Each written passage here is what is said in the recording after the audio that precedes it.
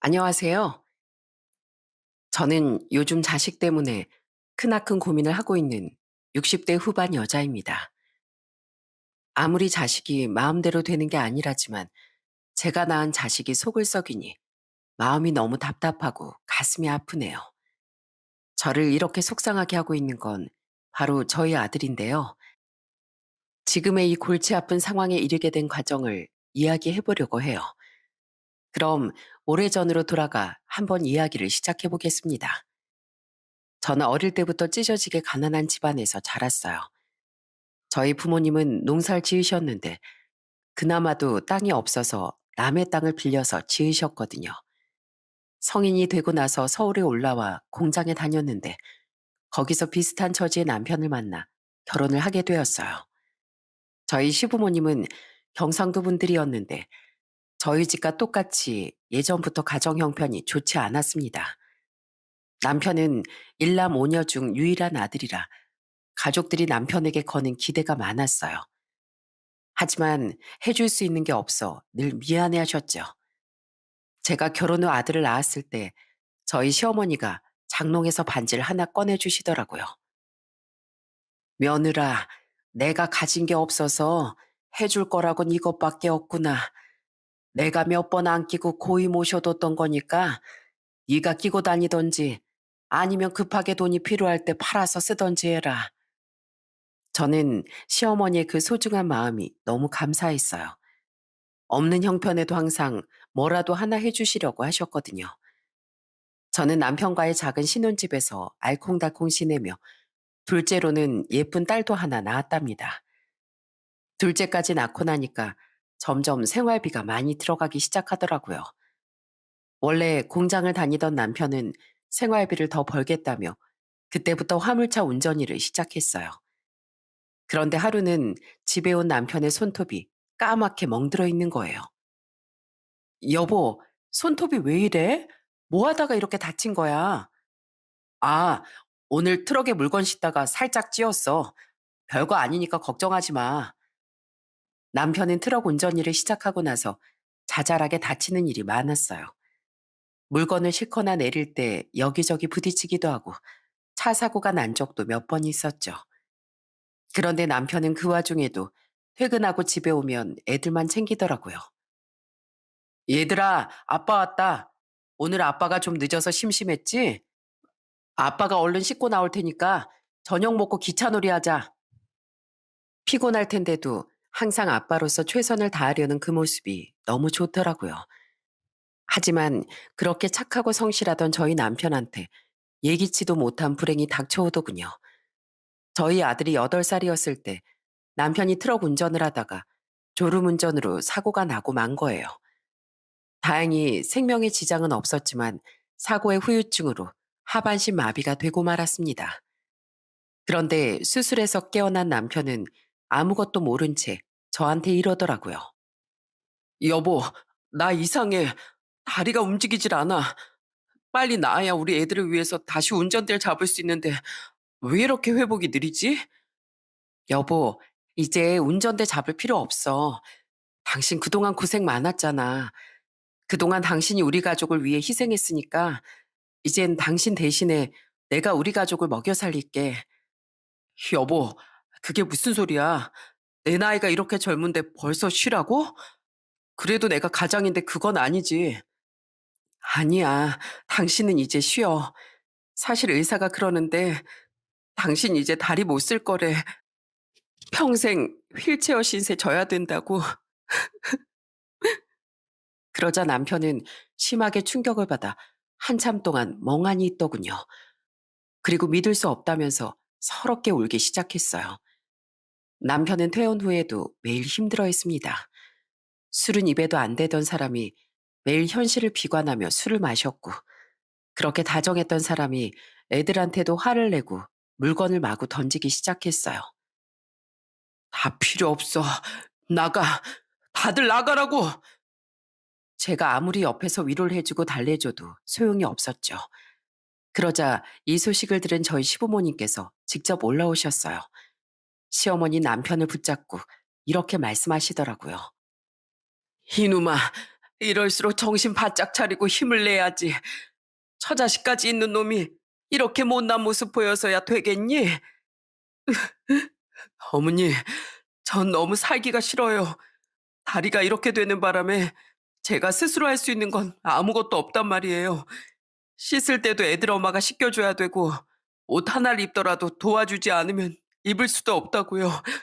저 진짜 이런 꼴로는 더 이상 살아가고 싶지가 않아요. 그래도 힘을 내서 이겨내야지.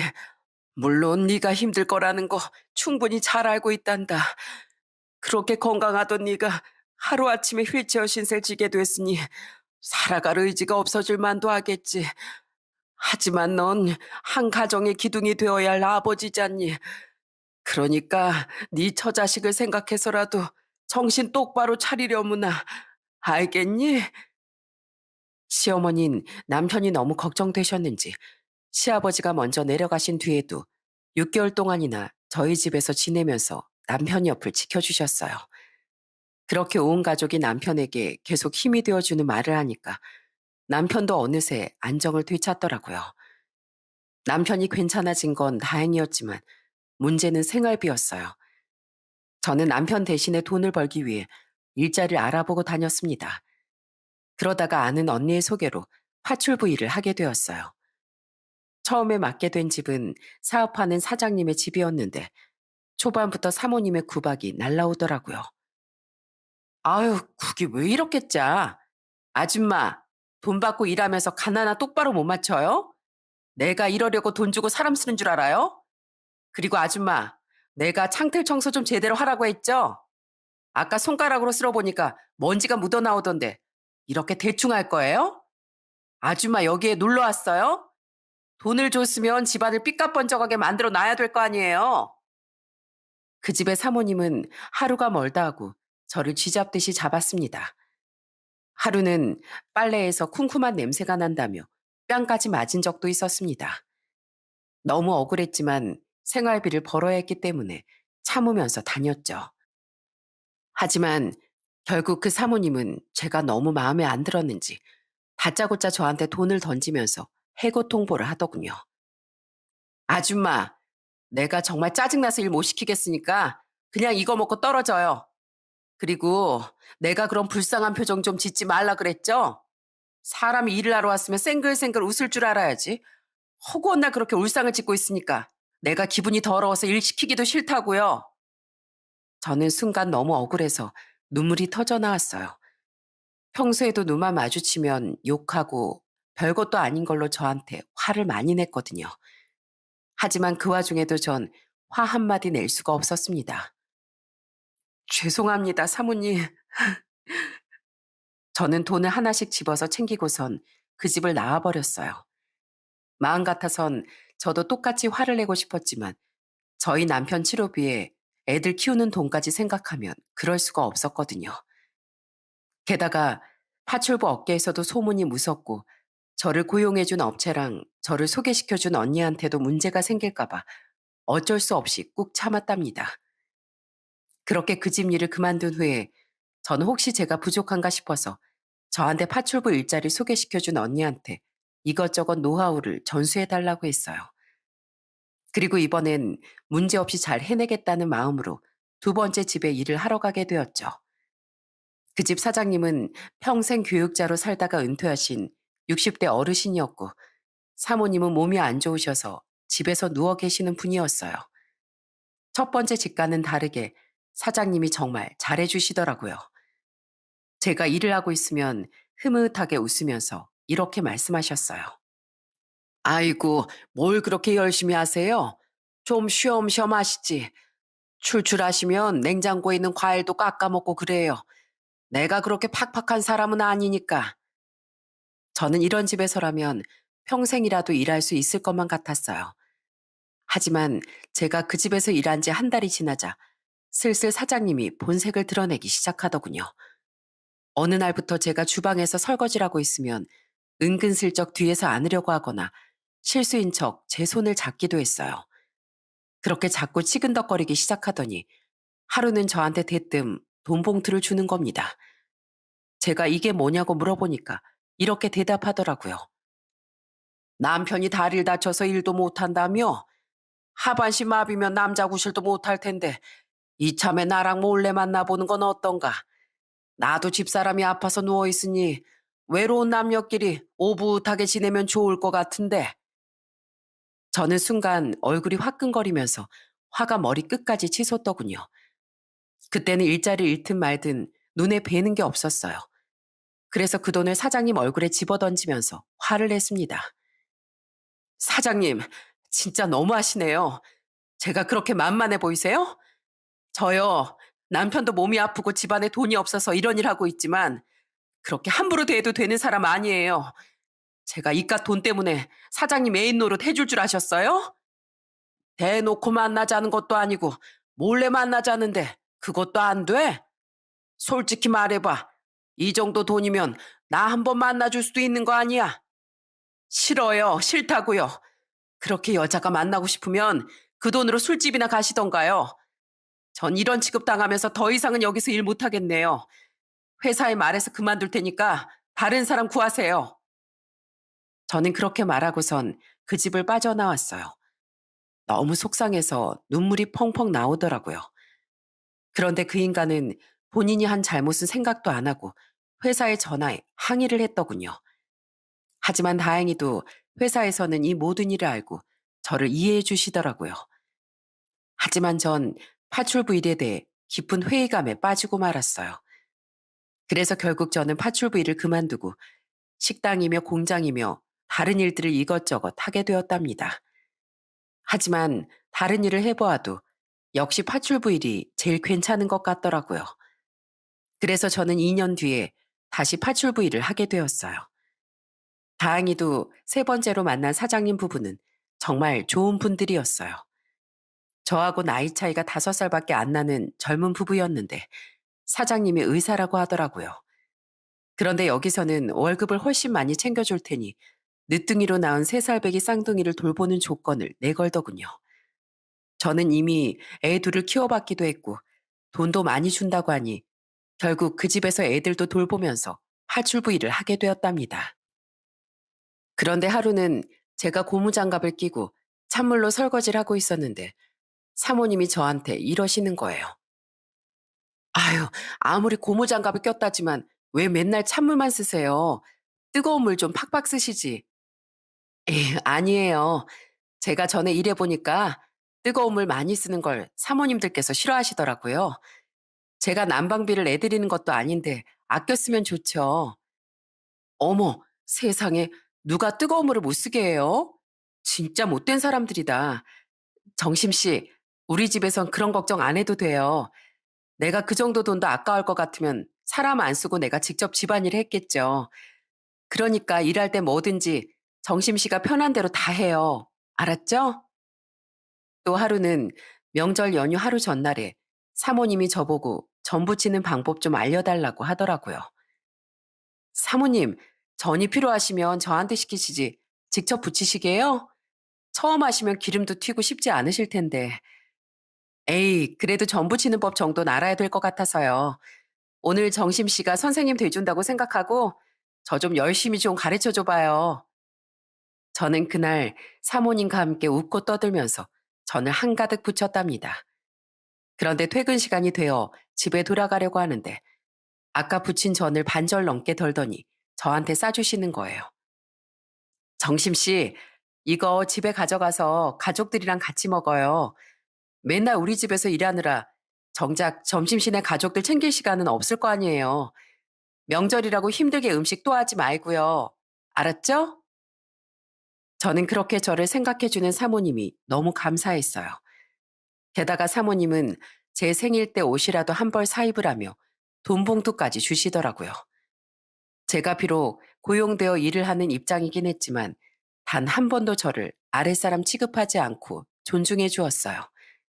심지어 제가 일한 지 3년쯤 됐을 땐 저한테 서로 말도 편하게 하자고 하시더군요. 정심아, 오늘 네 생일이지? 아, 네, 사모님. 아유, 또 사모님이라고 한다.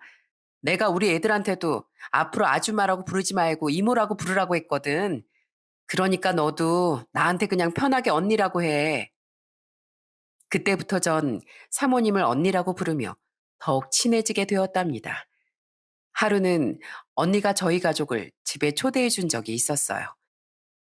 요리하는 분까지 불러 거하게 한상 차려주시더니 맛있게 먹으라고 하더군요.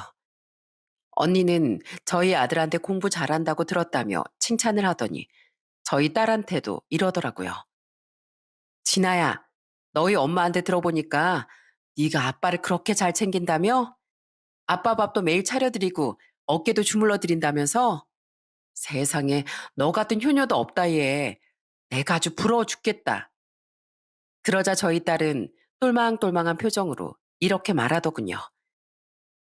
자식이니까 부모님한테 효도하는 건 당연한 거예요. 전 나중에 간호사 돼서 아빠처럼 몸이 불편한 사람들을 돌봐줄 거예요.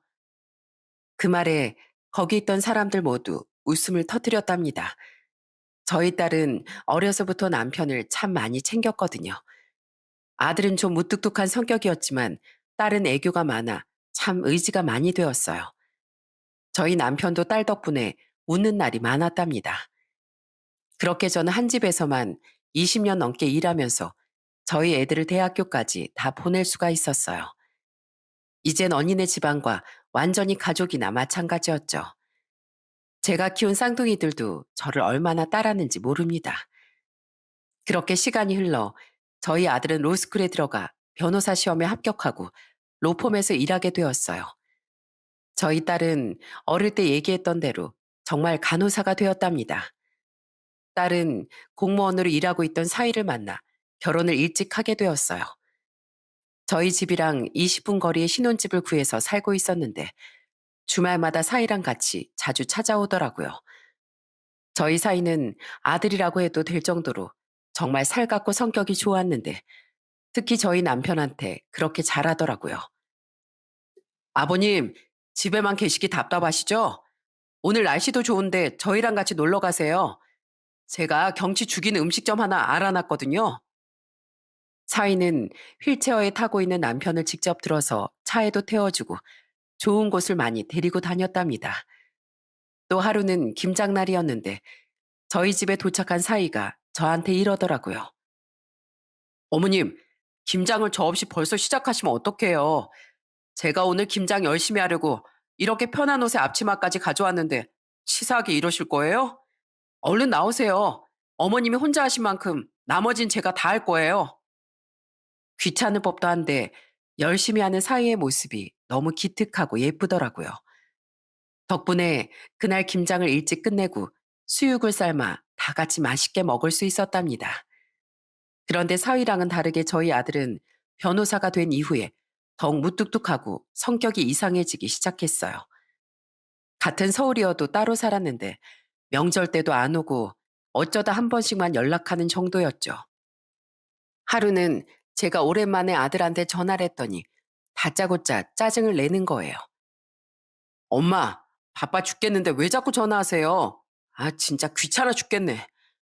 정서가, 엄마가 오랜만에 전화했는데 그렇게 짜증낼 일이냐?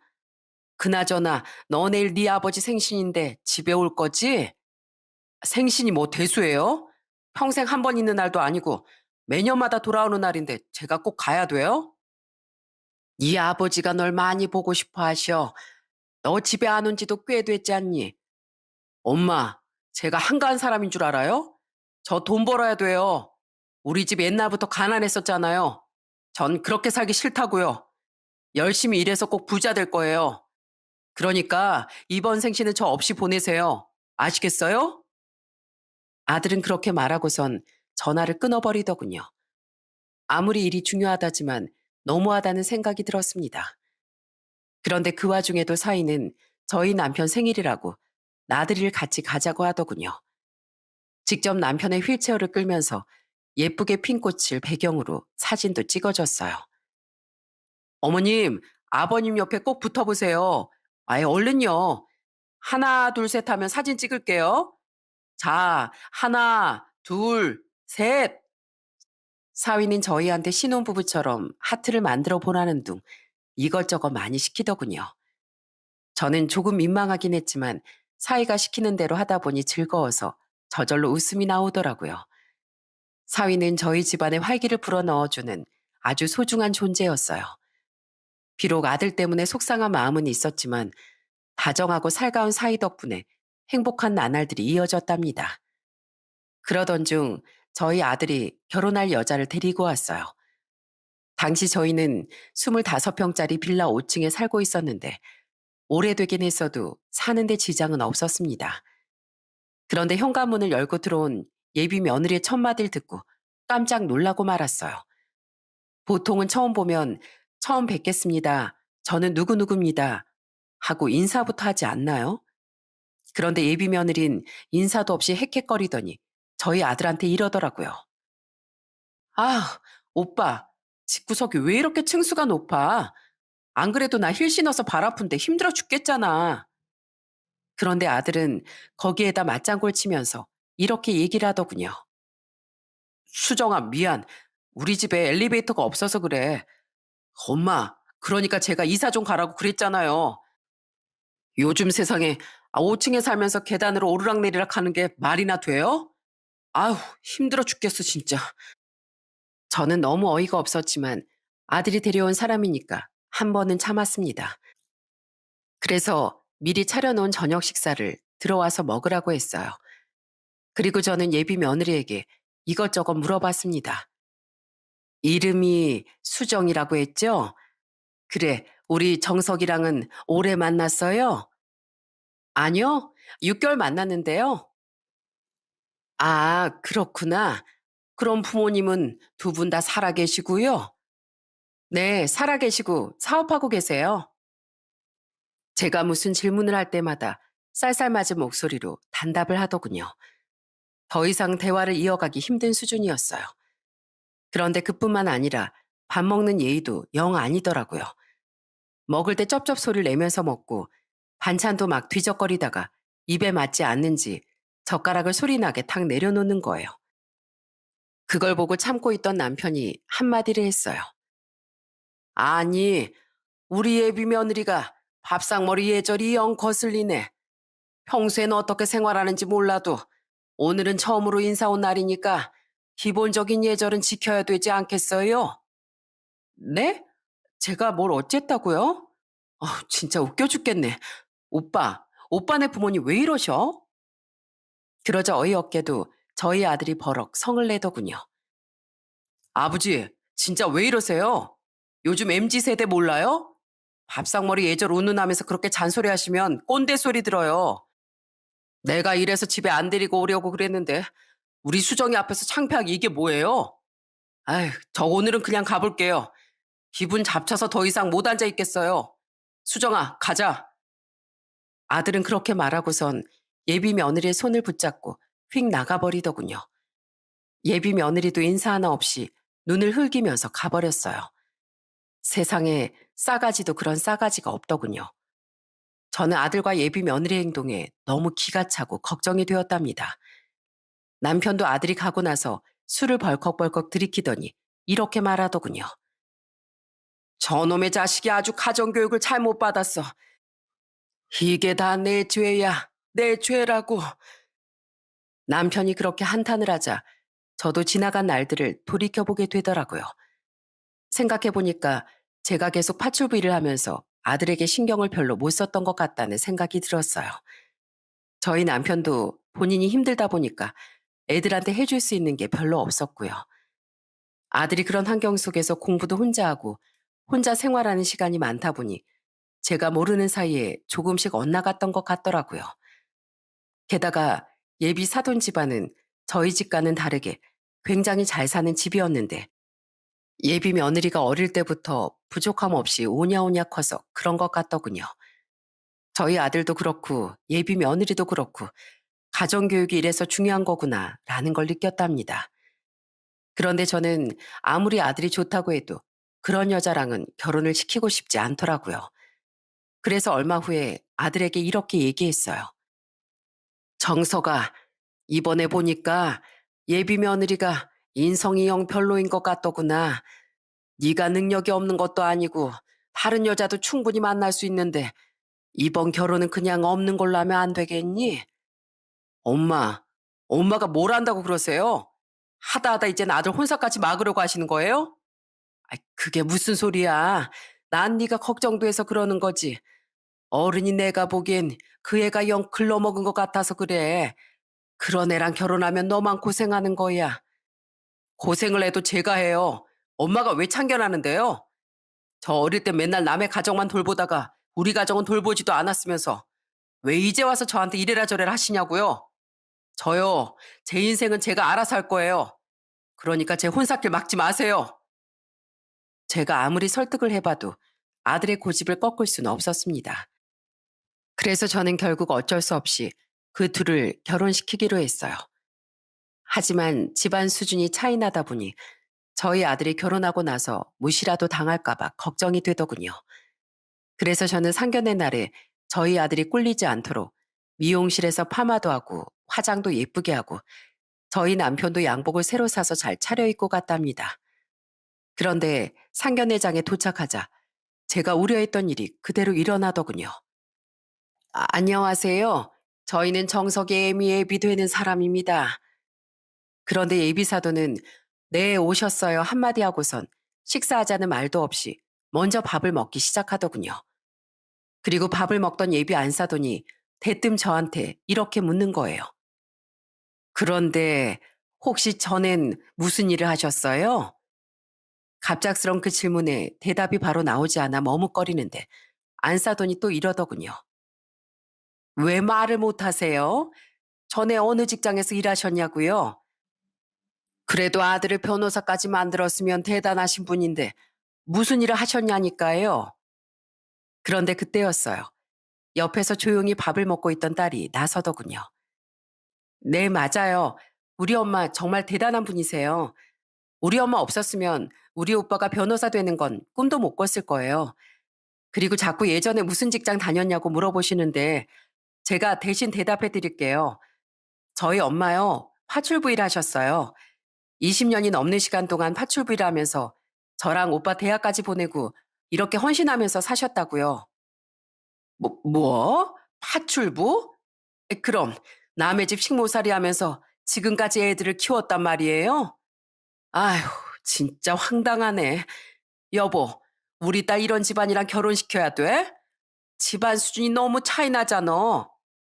그런데 그 와중에 예비 며느린 눈을 흘기면서 맞장구를 치더라고요. 엄마, 내가 그래서 얘기했잖아. 저번에 오빠네 집 가보고 깜짝 놀랐다니까? 세상에 무슨 80년대도 아니고 엘리베이터가 없는 게 말이 되냐고. 집구석도 무슨 바퀴벌레 나올 것까지 생겼어. 저는 순간 너무 화가 나서 예비 며느리와 예비 안사돈에게 이렇게 소리쳤습니다. 예, 너 지금 사람을 앞에 두고 그게 무슨 말버릇이냐. 그리고 예비 사부인, 말씀이 지나치시네요. 상견례 자리에선 예의를 갖추셔야 되는 거 아닌가요? 하지만 예비 안사돈은 아랑곳하지도 않고 오히려 적반하장으로 나오더군요. 아유, 예의는 무슨? 저기요. 어차피 우리가 뭐 그쪽을 보고 결혼시키는 것도 아니고 우리 예비 사이가 변호사라서 결혼시키는 겁니다. 그쪽들이 가난하든 말든 상관없다고요. 그런데 아무리 그래도 파출분 좀 너무했네. 저기요. 제가 혹시나 해서 얘기하는 건데 저희한테 돈이든 뭐든 바랄 생각하지 마세요. 그리고 옛날에 조선시대 땐 계급 사회였던 거 아시죠? 옛날 같았으면 우리 집은 양반집이고 그쪽 집은 노비예요. 애초에 이 결혼 자체가 성사될 수 없는 건데 그래도 결혼시키는 거니까 고맙게 생각하라고요. 예비 안사돈의 말에 너무 기가 막혀서 말도 안 나오더군요. 그런데 그때 저희 딸이 자리에서 벌떡 일어나며 이렇게 소리쳤어요. 저기요 아줌마, 지금 말 다 했어요? 참나, 아까 아줌마가 그랬죠? 집안 수준이 너무 차이 난다고요. 지금 보니까 그 말이 딱 맞네요. 입에서 똥내 나는 더러운 말들만 내뱉는 아줌마네 집안하고 저희 집하고는 수준 차이가 나도 너무 난다고요. 뭐라고요? 어머나, 상견례 자리에서 이게 무슨 버릇없는 짓이야. 집안 전체가 무식해도 너무 무식하네. 무식한 건 우리 집안이 아니라 아줌마네 집안이겠죠. 오빠, 왜 입 다물고 가만히 앉아만 있어? 오빠는 엄마가 이렇게 심한 말을 들었는데 화도 안 나? 오빠가 나가서 뭐라도 한마디라도 해야 될 거 아니야. 오빤 이런 상황 속에서도 저런 집안 딸이랑 결혼을 하고 싶어? 그런데 저희 아들이 얼굴이 시뻘개져서는 딸한테 이렇게 소리를 치더군요. 그래, 결혼하고 싶다. 이분들은 날 저 위까지 올려줄 분들이야. 우리 집에선 그런 거 못하잖아. 그리고 우리 예비 장모님 말이 틀렸어? 조선시대로 따지면 수준 안 맞는 거 맞잖아. 내가 결혼해서 신분 상승하고 싶다는데 네가 왜 난리야? 뭐라고? 네가 아주 미쳤구나. 변호사 되더니 지 잘난 맛에 부모도 버리겠다 이거지? 야, 내가 앞으로 너한테 오빠라고 부르면 난 이제 사람도 아니다. 이거나 먹고 꺼져. 딸은 그렇게 말하고선 물잔에 있는 물을 아들의 얼굴에 확 뿌려버렸어요. 그런데 그때 저희 사이도 화가 잔뜩 나서 한마디 하더군요. 형님, 정말 실망입니다. 힘들게 공부해서 변호사 되신 거 존경하고 있었는데 아무래도 제가 사람을 잘못 봤나 보네요. 형님, 인생은 돈이 다가 아닙니다. 어려운 환경 속에서도 고생하면서 힘들게 형님을 키워주신 부모님한테 이러는 거 아주 큰 잘못하시는 거라고요. 뭐야? 매제, 지금 말 다 했어? 이게 위아래도 모르고 까불어? 저는 끝까지 적반하장으로 나오는 아들을 보고 더 이상 참을 수가 없더군요. 그래서 아들에게 이렇게 소리쳤습니다. 정석이 너 제발 그만하지 못해? 우리 사이가 뭐 틀린 말 했냐? 너 같은 건 아들도 아니야. 저 인간들이 우리를 이렇게나 무시하는데 그런데도 꼭 결혼을 하고 싶다 이거지? 그래, 어디 한번 결혼해서 잘 살아봐라. 가족 없이 잘 살아보라고. 그러자 남편도 저를 따라 불같이 화를 내더군요. 아휴, 내가 저번에 저 애를 우리 집에 데려왔을 때부터 알아봤어. 집구석이 이 모양이니 예절 교육이 하나도 안 돼 있지. 정석이 너 이딴 식으로 하려고 상견례 잡았냐? 부모 가슴이 이렇게 대못을 박으려고. 그래, 나도 네가 저런 애랑 결혼하든지 말든지 신경 안 쓰마. 그러니까 앞으로 너 알아서 하거라. 그렇게 저희는 상견례장을 빠져나왔습니다. 밖에 나와서도 가슴이 너무 아파서 눈물만 나오더라고요. 솔직히 그런 일을 겪었는데도 아들의 결혼식을 참석해야 될지 말아야 할지 고민이 많았어요. 이 사연을 들으시는 분들은 결혼식을 뭐하러 가냐며 저를 답답하게 생각하실 수도 있지만 막상 저 같은 일을 직접 당해보면 고민을 안 할 수가 없을 겁니다. 그런데 아들은 결국 결혼식 날짜를 잡더니 결혼식 2주 전에 술에 잔뜩 취해서 저희 집에 찾아왔더라고요. 남편은 집에 들어온 아들을 보자마자 다짜고짜 화를 냈어요. 야, 이놈의 자식아. 부모한테 그딴 식으로 해놓고 남처럼 살면 되지. 여긴 왜 기어들어왔어? 아버지, 조용히 좀 하세요. 아버지가 저한테 뭐 해주신 거 있으세요? 사과라도 하러 왔나 했더니 또다시 막말을 내뱉더군요. 저는 너무 화가 나서 아들에게 한마디 했습니다. 너 지금 이게 아버지한테 무슨 말버릇이야? 너 이것밖에 안 되는 애였니?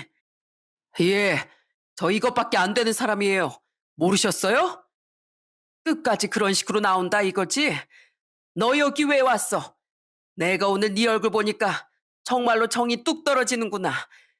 난 이 와중에도 네 결혼식을 참석해야 되나 말아야 되나 고민하고 있었는데 넌 이렇게 와서 또 부모 속을 뒤집어 놔? 그런 고민을 뭐하러 하세요? 그냥 오지 마세요. 저 그 말씀 드리러 왔어요. 뭐? 우리더러 결혼식에 오지 말라고? 그래요. 제발 오지 마세요. 우리 수정이가 엄마 식모 출신이라서 싫대요. 자기네 집안은 잘 나가는 사업가 집안이라 결혼식도 호텔에서 하는데 엄마처럼 천안 출신은 결혼식장에 초대하고 싶지 않대요. 엄마, 그거 모르시죠? 저희 처갓집은요, 평생 파출부 아줌마 쓰던 집안이었어요. 엄마가 사모님 사모님 하면서 굽신거리던 그 집안이랑 똑같은 게 바로 우리 처갓집이라고요.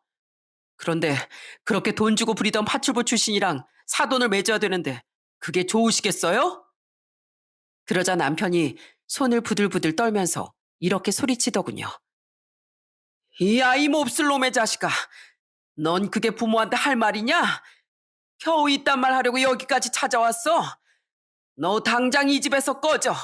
썩 꺼지라고. 싫어요. 할 말을 하고 꺼질 거예요. 저희 예비 장모님도 식모 출신은 사돈으로 받아들이고 싶지 않대요. 그러니까 오지 마세요. 진정으로 절 위하신다면 오지 마시라고요. 저는 순간 눈이 뒤집어지는 줄 알았습니다. 세상에 어느 아들이 부모한테 이런 말을 하나요? 저는 너무 열이 받아서 손바닥으로 아들을 사정없이 때렸어요. 그러자 아들은 자포자기한 표정으로 저한테 이러더군요. 그래요. 때리세요. 그래도 우리 엄마니까 저 때릴 자격 있어요. 하지만 제 마음도 제발 이해 좀 해주세요.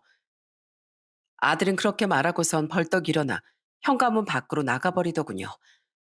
저는 정말 가슴이 아프다 못해 백만갈래로 갈기갈기 찢어지는 줄 알았습니다. 남편도 옆에서 고개를 숙이고 한숨만 푹푹 쉬더라고요. 자식들을 잘 키우기 위해 파출부일을 했던 건데 그게 화살이 되어 저한테 이런 상처를 줄 줄은 꿈에도 몰랐어요. 그렇게 힘든 와중에 저는 마음을 의지할 곳을 찾아갔습니다. 그건 바로 제가 20년 넘게 일했던 그 언니네 집이었어요. 의사였던 형부가 나이가 70이 넘어가면서 병에 걸려 집에 누워있는 시간이 많아졌고 언니도 당뇨랑 혈압 때문에 몸이 안 좋았거든요. 저한텐 은인이나 다름없는 사람들이었기 때문에 파출부 일을 그만둔 이후에도 일주일에 한 번씩 음식도 해주고 청소도 해주면서 도와주고 있었답니다. 저는 너무 답답한 마음에 언니네 집에 찾아가 언니한테 하소연을 했어요. 언니, 나 아무래도 자식을 잘못 키웠나 봐. 아휴, 내가 이러려고 그렇게 힘들게 애들을 키운 게 아니었는데 도대체 내 인생은 왜 이런 걸까? 아휴, 정석이 걔가 어릴 때부터 똑똑하긴 했어도 정이 없고 무뚝뚝한 것 같더라니. 어떻게 지 부모한테 그런 심한 말을 해? 네 얘기를 들으니까 내가 다 속상해 죽겠다. 그런데 정심아, 자식이라는 게 원래 자기 뜻대로 되는 게 아니래. 그래도 너희 딸 진아는 남부럽지 않은 효녀잖니. 많이 속상하겠지만 얼른 있고 좋은 것만 생각하자. 어? 언니가 절 안아주면서 위로해주니까 조금은 위안이 되더라고요. 그런데 그때였어요. 갑자기 현관문을 열고 반가운 얼굴이 나타났습니다.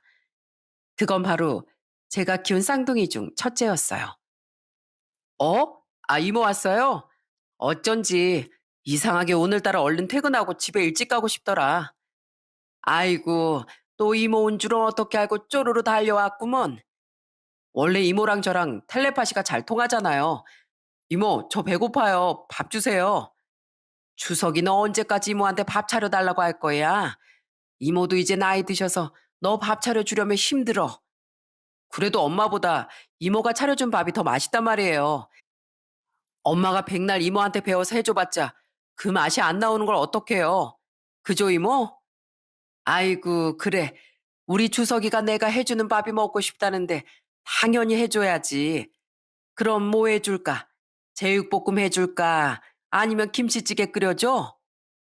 그런데 그때 둘째도 때맞춰 현관문을 열고 들어오더군요. 어? 이모, 내가 이모 보고 싶어 하는 거 어떻게 알고 딱 맞춰서 왔어요. 안 그래도 이모한테 전화 한 통 하려던 참이었는데. 아유, 정심이 넌 좋겠다. 어쩜 우리 애들이 나보다 널 더 좋아하니? 어느새 직장인이 된 쌍둥이들은 아직까지도 저를 잘 따르고 애교가 참 많았어요. 그런 쌍둥이를 보니까 저희 아들이랑 비교를 안 할 수가 없더라고요. 저희 아들이 쌍둥이들 반의 반만이라도 닮았으면 좋겠다고 생각했답니다. 게다가 쌍둥이뿐 아니라 저희 사이도 저한테 힘이 참 많이 되어 주었어요. 딸이랑 사이가 상견례 사건 이후로 거의 매일같이 찾아와 위로해 주었거든요. 그리고 저희 가족은 다 같이 아들의 결혼식에 참석하지 않기로 했어요. 본인이 원치 않는다는데 굳이 갈 필요 없다는 게 저희 가족의 결론이었죠. 아들은 그렇게 결혼식을 올렸고 그 이후엔 그 어떤 소식도 없더군요. 저도 아들도 그냥 없는 사람이라고 생각하고 지냈답니다. 처음엔 우울했지만 딸이랑 사이가 항상 즐겁게 해주고 언니네 가족들도 저한테 너무 잘해주니까 금방 웃음을 되찾을 수 있었답니다. 그런데 아들이 결혼한 지 2년쯤 지났을 때였어요. 갑자기 아들이 집에 찾아와선 다짜고짜 저랑 남편 앞에 무릎을 꿇고 앉아서 울기 시작하는 겁니다. 아버지, 죄송해요. 제가 정말 큰 잘못을 했어요. 뭐야, 왜 찾아왔어? 결혼하고 한 번도 연락 안 하더니 이제 우리하고 남남으로 지내기로 한 거 아니었냐? 그렇게 가족을 버리고 갔으면 잘 살긴 할 것이지. 갑자기 왜 찾아와서 울고불고 하는지 이해가 되지 않더군요. 그런데 이윽고 아들의 입에선 충격적인 얘기가 나오고 말았습니다. 아버지, 저요. 결혼하고 나서 얼마나 힘들었는지 몰라요. 저희 처갓집에서 저를 얼마나 미워했는 줄 아세요? 널린 게 변호사인데 하필이면 저같이 돈도 없는 집안 아들이랑 결혼시켰다면서 장모님이 맨날 절 구박하셨단 말이에요. 제가 아무리 좋은 선물을 사들고 가고 웃으면서 말을 걸어도 무슨 벌레 보는 것 마냥 절 무시하기만 했어요. 그 얘기를 들으니 한숨만 저절로 나오더군요. 그래서 저는 아들에게 이렇게 말했습니다. 너는 결혼하기 전에 그 집안 인간들이 하는 꼴을 보고 그 정도도 예상 못했니? 내가 그래서 걔랑 결혼하지 말라고 얘기했던 거야. 돈이랑 직업으로 사람 수준 나눠가면서 무시하는 인간들인데 너한테는 뭐 안 그럴 줄 알았어? 뻔히 다 예상된 결과였는데 부모 말 안 듣고 네가 고집 부려서 결혼한 거니까 그 정도는 감당해야지. 설마 너 그거 하소연하려고 여기까지 온 거니? 제 편 되어줄 사람 우리 가족밖에 없잖아요. 저 이제 처갓집 한 데서 완전히 버림받았다고요. 저희 와이프 얼마 전에 바람났어요. 그것도 능력도 좋고 집안도 빵빵한 남자랑요. 그런데 본인이 바람 펴놓고서 당당하게 저보고 이혼하재요. 엄마도 저희 와이프 직업도 없이 집에서 놀기만 하는 거 아시죠? 그래서 이혼해도 재산 분할할 것도 없어요. 다 장모님이랑 장인어른 재산이니까요. 이제 전 그냥 낙동강 오리알 된 거라고요. 아유, 인성도 그 모양인 게 바람까지 펴? 내 그럴 줄 알았다. 그러게, 그런 여자랑 결혼을 뭐하러 해? 너 이거 다 벌 받은 거야. 그 인간들이 부모를 대놓고 무시하는데도 그 인간들 편만 들었으니 벌 받은 거라고. 제가 뭐 그러고 싶어서 그런 줄 아세요? 전 그냥 신분 상승하고 싶었을 뿐이라고요.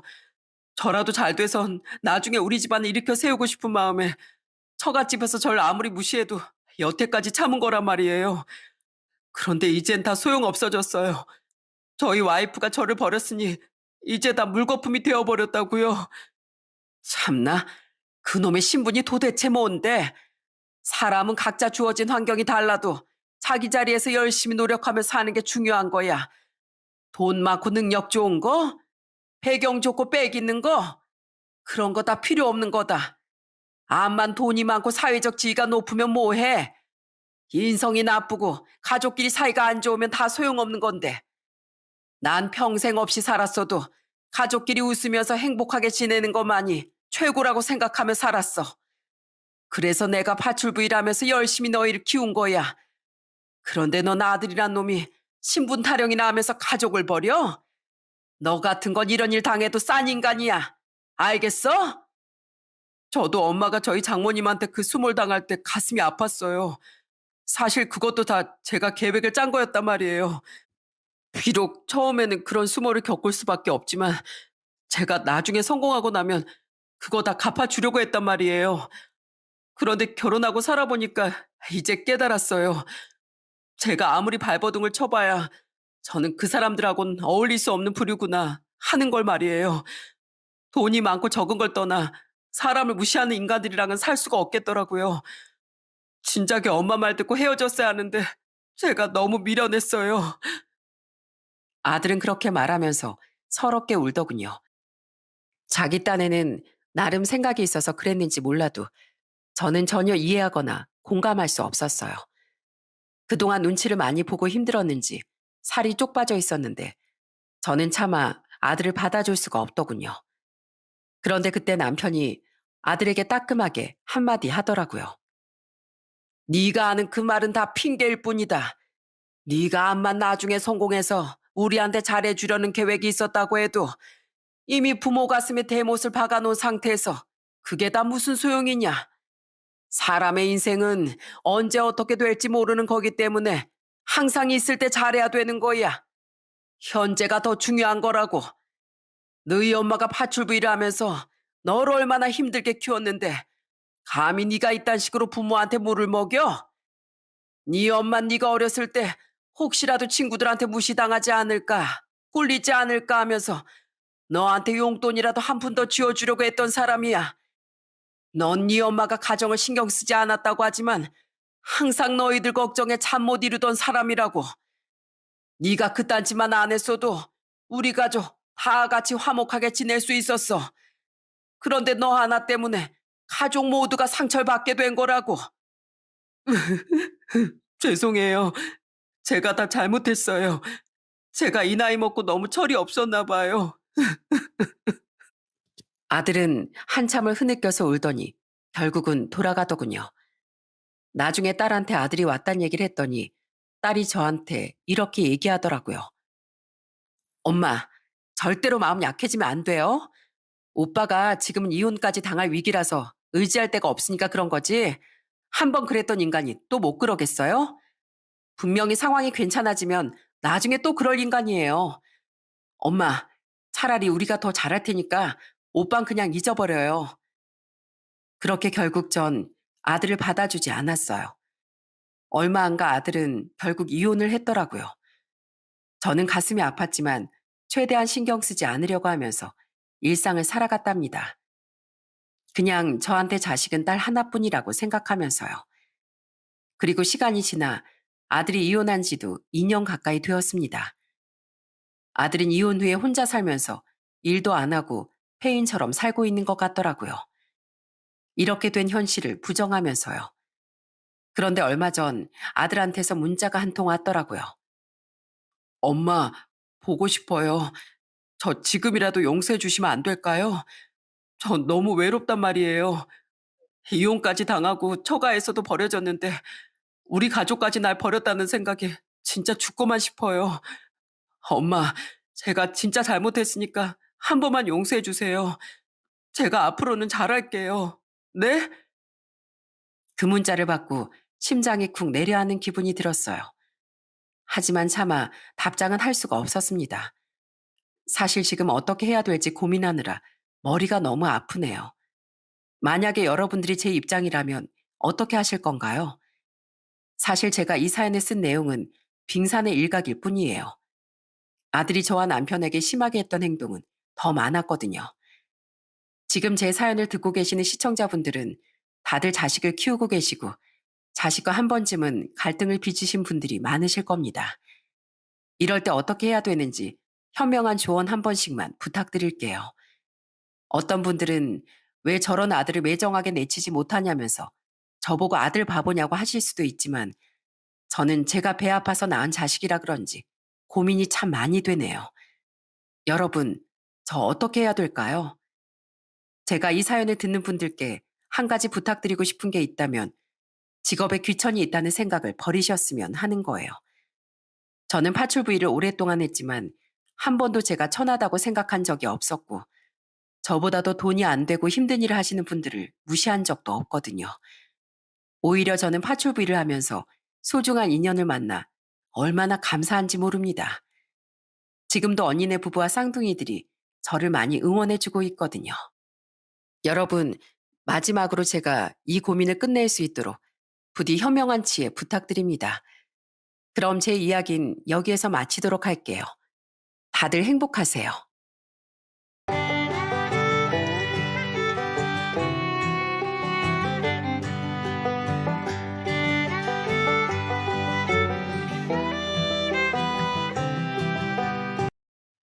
안녕하세요. 말년에 둘도 없이 소중한 인연을 만난 70대 남자입니다. 자식 다 키워놔봤자 소용없다는 말, 아마 누구나 한 번쯤은 이 말을 들어보셨을 겁니다. 저희 부부도 이 말에 공감하면서 살아가고 있었는데요. 기쁨과 불행을 넘나들면서 살아가던 저희 부부에게 정말 말도 안 되는 인연이 찾아왔습니다. 그로 인해 제 인생에도 역대급 반전이 펼쳐지게 됐어요. 지금부터 그 말도 안 되는 역대급 반전이 무엇인지 들려드리겠습니다. 제 어린 시절은 땅도 가지고 있고 논밭도 가지고 계시고 가지고 있는 재산이 엄청났던 할아버지가 돌아가시고 할아버지의 재산을 아버지가 싹 다 팔아 노름을 시작하면서부터 불행해지기 시작했습니다. 아버진 노름판에 나갈 때마다 많은 돈을 잃었습니다. 남은 돈마저 싹 다 잃고서 돌아오던 날이면 화가 가득 들어차 목소리로 아버지가 어머니에게 했던 술주정을 저는 토시 하나 빠뜨리지 않고 선명히 기억하고 있습니다. 에이, 진짜 되는 일이 하나도 없네. 야, 너 돈 가지고 있는 거 있지? 가진 거 있으면 다 내놔. 안 돼. 가지고 있는 돈 한 푼도 없어. 진짜야. 아, 그래? 내가 온 집안 싹 다 뒤져서 10원짜리 하나라도 나오면 죽을 줄 알아? 제발 그러지 말아달라는 어머니의 눈물에도 불구하고 아버진 온 집안을 뒤져 노름할 돈을 찾기 시작했습니다. 어린 제가 두 눈으로 똑똑히 보고 있었는데도 말이죠. 결국 아버진 어머니가 장롱 속에 꼭꼭 숨겨두었던 육성회비를 찾아내 다음날 콧노래를 부르며 노름판으로 향했습니다. 가부장적이었던 아버진 잠을 자고 일어나면 무조건 어머니를 불러 밥을 차리게 만들었고 기껏 밥을 차려주면 밥이 질다 반찬이 짜다 등의 이유로 밥상을 뒤엎는 일도 비일비재했습니다. 집에서 놀고 먹으면서 밥 하나도 제대로 못해? 서방이 밥을 차리라고 하면 간도 하나하나 봐가면서 정성껏 밥상을 차려와야 할 거 아니야? 에이씨. 항상 집안에 문제를 일으키는 사람은 아버지였고 그 뒷수습을 하는 사람은 모두 어머니였어요. 저는 그런 어머니가 정말 미치도록 답답했죠. 어린 아이였음에도 불구하고 어머니의 속이 충분히 썩어 문드러져 가고 있다는 건 너무 잘 알았으니까요. 그러던 어느 날 어머니는 제 손을 꼭 잡아주시면서 이렇게 말씀하셨습니다. 종아가, 엄만 너 하나 보고 살아. 너만 행복하고 건강하게 크면 엄만 그걸로 됐어. 저 하나만 보고 산다며 제가 행복하기만 하면 다른 건 더 바랄 게 없다고 하셨던 어머니는 쉬지 않고 남의 집에서 허드렛 일만 하시다 제가 국민학교 5학년이 되던 해 갑작스럽게 세상을 떠나셨습니다. 세상을 다 잃은 것만 같았어요. 아버지와 단둘이 산다는 건 하루하루 지옥불 속을 걷는 기분이었습니다. 허구한 날 손에 잡히는 물건을 죄다 던져가며 폭언을 퍼붓는 것이 일상이었죠. 야, 먹고 살려면 너라도 돈을 벌어와야 할 거 아냐? 집구석에 처박혀서 밥벌레같이 먹을 것만 축내지 말고 돈 벌어와. 아버지, 저 아직 12살밖에 안 됐어요. 그런데 어디 가서 무슨 수로 돈을 벌어와요? 야, 나 때는 말이야. 네 나이 때 총 두고 전쟁터 나갔어. 네가 그 시절을 아냐? 어? 다 떨어진 고무신 신고 구걸도 막 하러 다니고 하다못해 지나가는 사람들 바지가랭이 붙잡고 구두 닦기라도 하면서 푼돈 벌고 그랬다고. 말대꾸 하는 건 꼭 지어 말 쏙 빼닮아가지고는 재수없게. 그렇게 말하는 아버지가 어찌나 원망스러웠는지 모릅니다. 자기 자식한테 저렇게 얘기를 하는 아버지가 세상 천지에 어디 있겠어요? 어머니가 세상을 떠난 뒤로부터 저는 아버지가 술에 잔뜩 취해 술주정을 하든 말든 돈을 내놓으라고 집안의 물건을 다 때려 부시든 말든 신경 쓰지 않았습니다. 아예 없는 사람 취급을 해버린 것이었죠. 그렇게 술을 지독하게 좋아하던 아버지는 제가 16에서 17으로 넘어가던 그해 겨울 술에 잔뜩 취한 채 돌아다니다 농로 쪽으로 떨어지는 사고로 인해 세상을 떠났습니다. 제가 불효자처럼 보이실지 모르겠지만 전 아버지의 장례를 치르는 내내 단 한 방울의 눈물도 흘리지 않았어요. 엄마가 돌아가시게 된 것도 우리 집이 이렇게 되어버린 것도 모두 아버지 때문이라고 생각하면서 살아왔기 때문이었죠. 그랬기에 아버지의 죽음은 제게 큰 슬픔으로 다가오지 않았어요. 그리고 아버지의 사진을 바라보며 다짐했습니다. 죽을 때까지 아버지 같은 사람은 안 될 겁니다. 그리고 노름 좋아하는 사람, 술 좋아하는 사람, 책임감 없는 사람은 제 인생에 지나가는 인연으로라도 두지 않을 거예요. 하나밖에 없는 자식이 장례 치르면서 울지도 않는다고 원망할 생각은 마세요. 아버지가 이렇게 만든 거니까. 그렇게 전 아버지를 떠나보내고 고등학교 진학을 포기한 뒤 곧바로 동네에 있는 작은 중국집에 취업을 하게 됐습니다.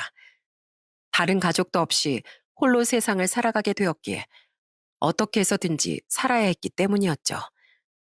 학업을 포기하고 한 번도 해보지 않은 일을 한다는 건 정말 무언가도 같은 일이었습니다. 처음 중국집에 들어가 일을 하게 됐을 때 정말 힘든 시간을 겪었어요. 함께 주방에서 일을 하는 형들은 허구한 날 저를 놀리며 제 몸을 일부러 치고 지나갔으며 아직 성인도 되지 않은 저에게 담배를 펴라, 술을 마셔라는 등 좋지 않은 것들을 권하기도 했죠. 임마, 원래 네 나이면 이런 거 다 해. 몇 년 일찍 어른들이 하는 거 해보라는 건데 뭐 어때? 어차피 너도 20살 되면 술, 담배 다 할 거 아니야. 전 죽어도 그런 거 안 해요. 그러니까 강요하지 마세요. 저는 가게에 있는 그 누구와도 친하게 지내지 않고 묵묵히 일만 했습니다. 양파를 까고 다듬고 팔을 썰고 탕수육을 튀기고 과묵하고 성실하게 일을 하는 저를 보면서 사장님은 틈틈이 요리를 가르쳐 주시기도 했습니다. 그렇게 힘들게 일을 하면서 벌어들인 돈을 한 푼 두 푼 모으다 보니 작게나마 돈이 모이기 시작하더라고요. 그렇게 17살 때부터 일을 하고 딱 12년 정도가 지났을 무렵쯤 저는 가게를 그만두고 조금 멀리 있는 시내 근처에 중국집을 차릴 수 있었어요. 뼈 빠지게 돈을 벌어 내 힘으로 내 가게를 차렸다는 것이 얼마나 벅차오르던지. 가게를 오픈하기 전 어머니의 영정사진을 앞에다 두고 소주 한 잔을 하던 밤, 그날 저는 어머니의 사진을 보며 속에 담겨있던 말들을 편하게 털어놓았습니다. 어머니, 하늘에서 다 보고 계시죠? 저 17살 때부터 지금까지 꼼수 한 번 안 부리고 정말 열심히 살았어요. 살아보니까 알겠더라고요. 가족이 없다는 게 얼마나 서럽고 힘든 건지. 그래도 어머니 아들 끝까지 꿋꿋하게 여기까지 왔습니다. 그러니까 기쁠 때나 슬플 때, 제가 힘들 때, 지칠 때, 아니 그냥 모든 순간 다 제 옆에 계셔 주세요. 오늘 저랑 약속하신 겁니다. 사실 일을 하는 내내 가족이라는 존재에 대해 그리워지는 순간이 종종 찾아왔습니다. 특히나 명절 때 가족들끼리 화기애애하게 모여있는 모습을 보면 그 모습이 그렇게 부러울 수가 없더라고요. 그래서 더 악착같이 일했고 성공하려고 했습니다. 하늘에 계신 어머니한테 가족이 없어도 잘 이겨내고 있다는 걸 보여드리고 싶었기 때문이었죠. 그렇게 20대 후반에 중국집을 열었고 가게를 오픈한 지 2년 만에 제게 운명처럼 아내가 찾아왔습니다. 아내는 저보다 2살 어렸고 저와 같은 고향 사람이었던 저희 가게 단골 손님이자 바로 옆 회사의 격리 직원이었어요. 나이도 비슷했던 데다가 같은 고향 사람이었기에 말이 잘 통했고 급속도로 가까워질 수 있었습니다. 처음 가게를 오픈했던 2년 동안은 아무리 바빠도 직원을 채용하지 않았었는데 어느 날은 이상할이 많지 너무나도 정신이 없었어요. 내가 왜 직원을 구하지 않는지 스스로 한심하다고 원망했을 정도로 바빴던 날, 아내가 저희 가게에 찾아왔다가 가게 안 손님들과 절 계속해서 번갈아 보더니 갑자기 냅다 앞치마를 두르면서 이렇게 말했습니다. 오늘은 제가 사장님 가게 일일 직원이니까 저 이따가 따블로 쳐주셔야 돼요. 아셨죠? 당연하죠. 따블로 쳐드릴게요. 고맙습니다. 그날을 계기로 아내는 늘 주말마다 나와서 일을 돕곤 했습니다. 아내와 같이 있다가 문득 깨달은 것이 뭐였는 줄 아세요? 바로 저를 처음으로 웃게 만든 사람이었다는 것이었습니다. 태어나서 저는 한 번도 마음 편히 웃어본 적이 없습니다. 그런 제가 아내 옆에선 완전히 바보처럼 해실거리고 있더라고요. 그때 용기 내어 아내에게 제 마음을 드러냈고 아내도 기다렸다는 듯 제 마음을 받아줬습니다. 그렇게 2년 가까운 시간 동안 연애를 하다 꿈에 그리던 결혼에 골인을 하게 됐어요. 사랑하는 아내 그리고 사랑스러운 2 아들과 딸을 낳고 비로소 온전한 가정을 이뤘습니다. 그리고 가게에도 예전과는 정말 비교도 할 수 없을 정도로 많은 손님들이 찾아와 줬어요. 저는 장사를 하는 데에만 집중했고 아내는 집에서 아이들을 돌보는 데에만 주력하다 주말만 되면 아이들을 데리고 나와 가게 일을 도왔습니다. 집에선 애셋 돌보랴, 주말엔 애들 데리고 가게 나와서 가게 일 도우랴, 몸이 12개라도 모자라겠어, 여보. 많이 힘들지? 미안해. 미안하게 뭐가 미안해. 난 하나도 안 힘들어. 장사가 잘 되면 되려 기뻐해야지.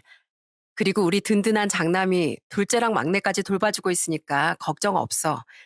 왜 사람들이 장남한테 의지하는지 이제 좀 알 것 같다니까?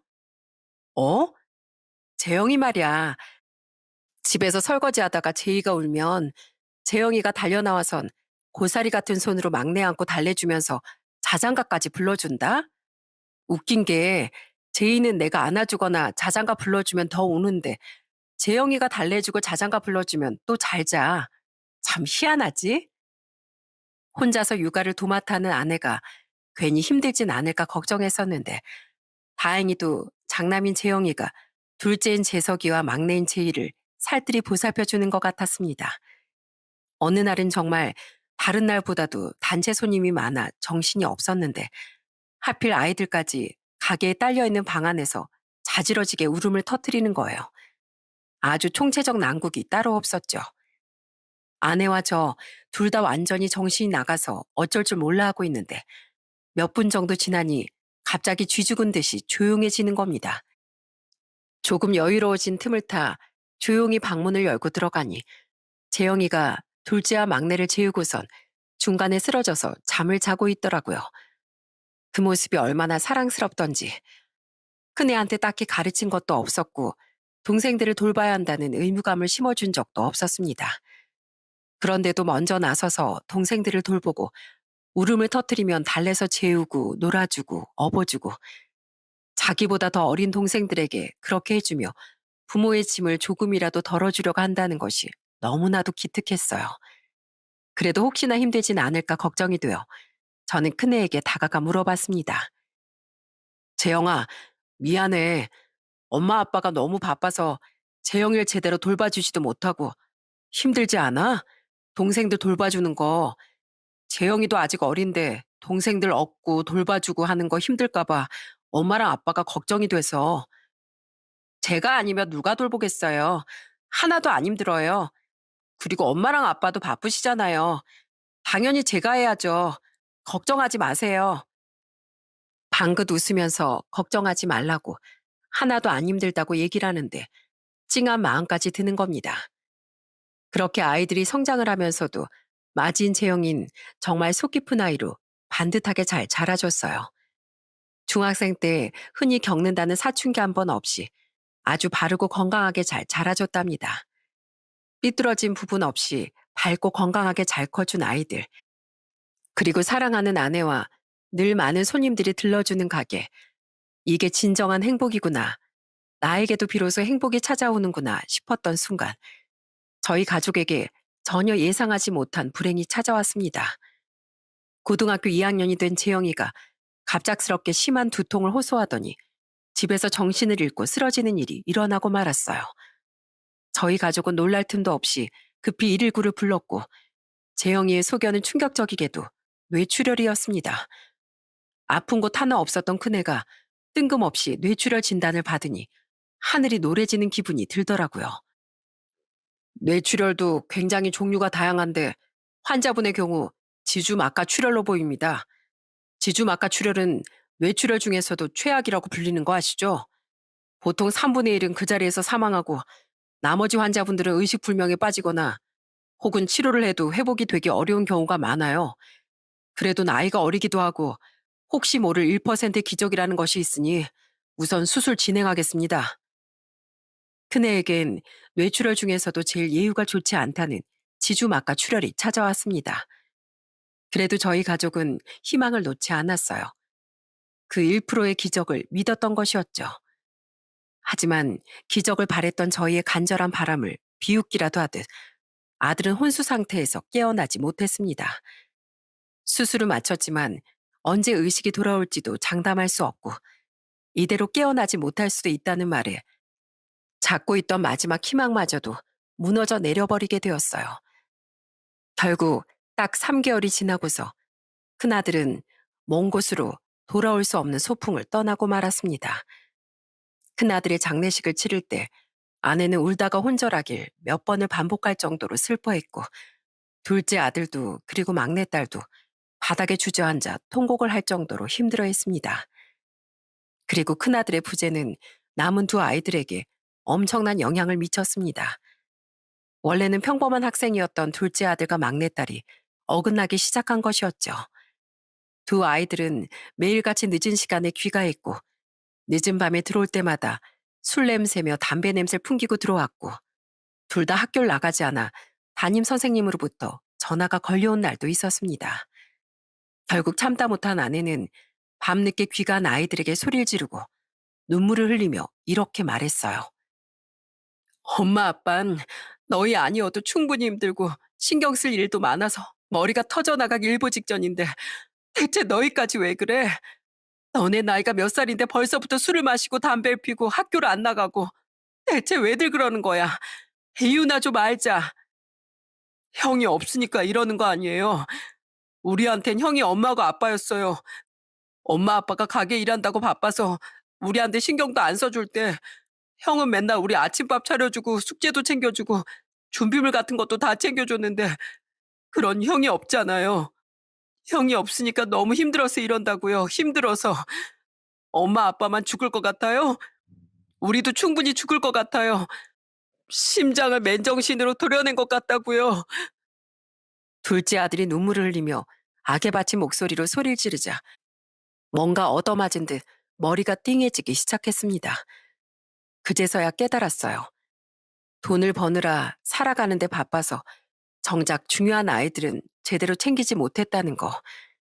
저희가 신경을 못 써도 자연스럽게 큰애가 알아서 잘 챙겨주겠지 하고 생각했던 거. 아이들은 은연중에 저희 부부를 원망하고 있었던 것이었습니다. 큰아들의 죽음은 집안의 화목함이 무너진 원인이 됐고 아이들과 우리 부부의 가장 큰 상처가 되고 말았어요.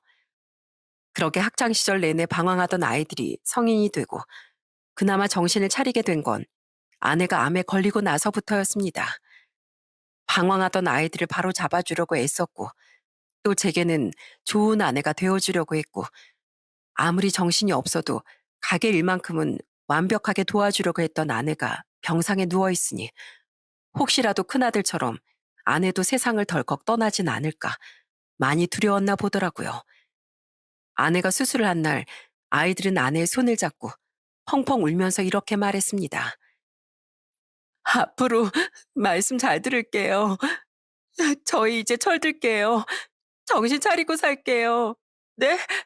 진짜 제대로 살 테니까 절대로 가슴에 대못 박는 짓 안 할 테니까 아프지 마세요, 엄마. 오래오래 저희 곁에 계셔 주셔야 돼요, 엄마. 얘들아, 괜찮어. 울지 마. 그래도 그렇게 말해줘서 너무 고맙네. 이리 와. 안아보자, 내 새끼들. 아는 힘없이 웃으며 둘째 아들과 막내딸을 품에 꼭 안아줬습니다. 아내가 암수술하고 치료를 받기 시작한 시점부터 아이들은 본격적으로 조금씩 달라져 가고 있었고 아내도 낫고자 하는 의지가 굉장히 강했기에 항암 치료를 받으며 병마와 열심히 싸웠어요. 저와 아이들이 지극정성으로 아내를 보살폈고 그 정성이 통한 것인지 아내는 기적처럼 완치 판정을 받을 수 있었습니다. 그 무렵 둘째 아들도 일반 회사에 취업을 하게 됐고 딸도 열심히 공부한 끝에 은행에 취업을 해 안정적으로 자리를 잡았고 각자 좋은 짝을 만나 시집 장가도 다 가게 됐답니다. 아이들이 결혼한 후 50대 후반 정도의 나이에 다다랐을 즈음 저는 5층짜리 원룸 건물 하나를 올렸습니다. 17살 때부터 시작해 지금까지 벌어서 야금야금 모아온 돈으로 건물주라는 타이틀을 다니 기분이 엄청나게 짜릿하더라고요. 저희 건물엔 혼자 사는 사람들이 많이 들어왔습니다. 어르신이 혼자 살러 들어오는 경우도 있었고 근처에 있는 대학에 다니는 어린 친구들이 들어오는 경우도 많았으며 또는 근처 직장에 다니는 직장인들이 출퇴근을 편하게 하기 위해 들어오는 경우도 있었죠. 아내는 저희 건물에 혼자 살고 있는 학생들을 위해 직접 담근 김치를 소분해 집집마다 돌아다니며 세입자들에게 나눠주곤 했습니다. 302호 아가씨, 학교 갔다 오는 길이야? 네, 안녕하세요. 안 그래도 아가씨 집에 들리려던 참이었는데 마침 이렇게 만나네. 자, 여기. 이번에 내가 배추김치랑 오이소박이 좀 담았는데 맛 좀 보라고 이렇게 들고 왔어. 대박. 마침 아주머니께서 저번에 주신 김치 다 먹은 참이었거든요. 적당히 익은 상태에서 라면이랑 같이 먹으니까 완전 밥도둑이 따로 없더라니까요. 그렇게 맛있었어? 잘 먹었다고 말해주니까 좋네. 종종 만들어서 가져다 줄게. 혹시라도 먹고 싶은 반찬 같은 거 있으면 말하고. 감사합니다. 여러 세입자들이 들어오면서 비어있던 건물은 사람의 온기로 채워지게 됐습니다. 그리고 저희 부부의 인연이 되어준 청년을 만나게 된 것, 제가 건물을 세운 지 3년이 지났을 무렵쯤이었어요. 세입자가 들어온다며 계약서를 쓰러 부동산으로 향한 날, 청년을 처음 만나게 됐는데 이상하게 처음 보는데도 낯설지 않은 느낌이 들더라고요.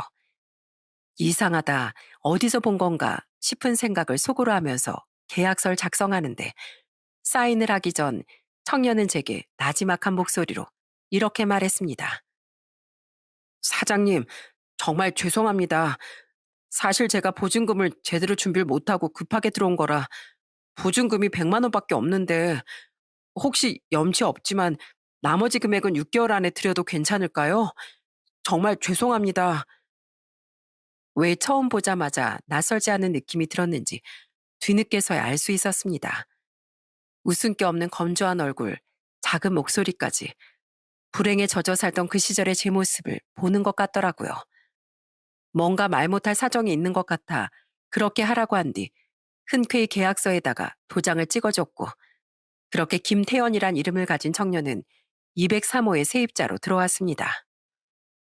처음 입주를 하고 나서 3개월 때까지만 해도 월세는 꼬박꼬박 잘 들어오는 편이었습니다.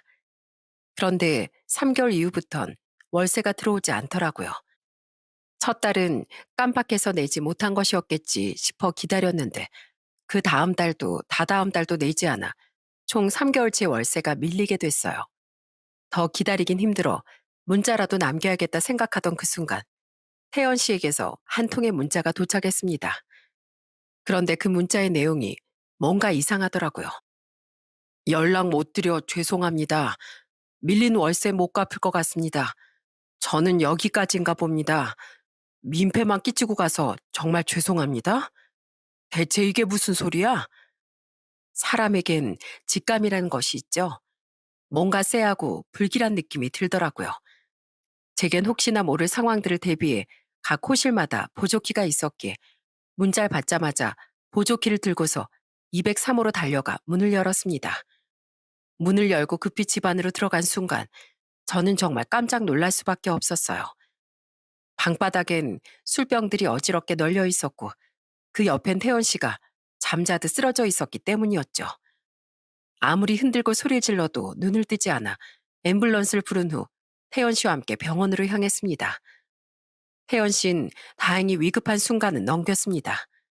할 수 있는 처치는 모두 다 했고 다행히도 생명엔 아무런 지장이 없다는 말에 놀란 가슴을 겨우 쓸어내릴 수 있었죠. 그리고 저는 곤히 잠든 태연 씨가 정신을 차릴 때까지 조용히 옆을 지켰고 몇 시간 후 태연 씨는 인상을 잔뜩 찌푸린 채로 의식을 되찾았어요. 아이고, 이제야 일어났네. 아주 원 없이 잤지? 여기가 어디긴 어디야 병원이지. 내가 자네 데리고 여기까지 왔어. 사장님, 정말 죄송합니다. 아직 살 날이 9마일이나 남은 앞길 창창한 청년인데 왜 그랬어? 아무리 세상이 힘들고 모지러도 이 악물고 악착같이 살아갈 생각을 해야지. 태연 씨 부모님이 아시면 얼마나 억장이 무너지고 가슴을 치시겠어.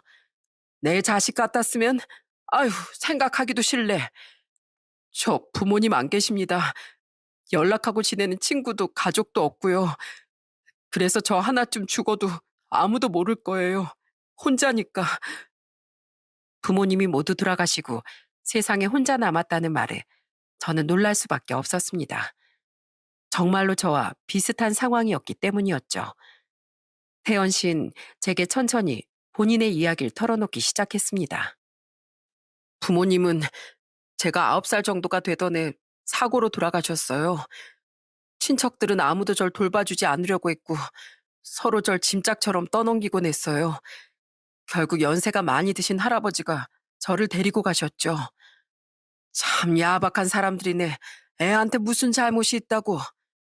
할아버진 거동도 불편하시고 말도 제대로 못하시는 분이셨어요.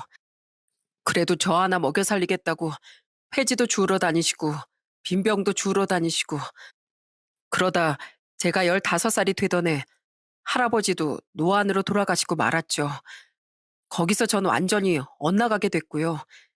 성인이 되니까 배운 것도 제대로 없고 대학에 들어간 것도 아니고 마땅히 자랑할 만한 기술이 있는 것도 아니어서 직장도 하나 제대로 못 구하고 계속 일용직만 전전하고 다녔어요. 그러다 얼마 전에 허리를 다치게 돼서 하던 일용직마저도 못하는 상황이 돼버린 거예요. 하던 일도 못하게 되고 돈도 못 벌고 월세도 못 내는 상황까지 오니까 그냥 미쳐버리겠더라고요. 그래서 순간적으로 안 좋은 생각이 들었어요. 아, 나만 눈 감으면 다 끝나겠구나 하면서요. 태연 씨의 덤덤한 목소리를 듣는데 정말 마음이 찢어지는 것 같았습니다. 어린 나이에 안 겪어도 될 불행들을 겪고 또 일까지 하지 못하게 되어 눈 감으면 편해질 수 있을 거라는 생각에 그런 선택을 했다는 것이 너무 속상했어요. 그리고 저는 나갈 때 태연 씨의 응급실 진료비와 수액값, 처치비까지 모두 계산한 다음 이렇게 얘기했습니다. 앞으로 자리 잡고 돈 제대로 벌 때까지 월세 낼 생각하지 마. 그 월세 35만 원, 그거 우리 가게 하루 매출 다 안 되는 돈이야. 그까지 돈 몇 푼이 뭐가 중요해. 사람 목숨이 그것보다 훨씬 더 중요하지. 그리고 나한테도 자네처럼 불행했던 시절이 있었어. 정말 죽고만 싶었고 차라리 이 세상이 멈춰버렸으면 하고 기도했던 적이 있었다고. 그런 시절이 있었어도 지금은 가게 사장에 건물 주인 돼서 잘 먹고 잘 살잖아. 지금의 힘듦을 이겨내고 나면 나중에 뒤돌아봤을 때 그땐 그랬었지 하고 웃으며 떠올릴 수 있는 하나의 추억이 될 거야. 그러니까 힘내서 살아. 포기하지 말고. 저한테 이렇게 말해준 사람은 사장님이 처음이십니다. 정말 감사해요. 살아. 무슨 일이 있어도 살아. 충분히 할 수 있어. 아직 어리니까. 그리고 한 번만 더 이렇게 사랑 간 떨어지게 해봐. 그때 나도 가만히 안 있어. 밀린 월세랑 놀락양가까지 한 번에 다 받을 테니까 다신 이런 일 만들지 마. 네, 알겠습니다. 다신 안 그럴게요. 아내까지 이 사실을 알고 난 후 저희가 제일 먼저 한 일은 바로 태연 씨를 병원에 데리고 가는 것이었습니다. 치료비를 아끼기 위해 다친 허리도 제대로 치료를 못 받았다고 하더라고요. 병원에 가서 검사를 받으니 의사 선생님이 왜 이제야 왔냐고 막 혼내시더군요. 태연 씨는 회복을 위해 한동안 입원을 해야 했고 병간호는 저와 아내가 번갈아 가며 해줬습니다. 그러던 어느 날 태연 씨가 제게 이렇게 묻더군요. 아저씨랑 아주머니는 제가 친자식도 아닌데 왜 이렇게까지 잘해주세요?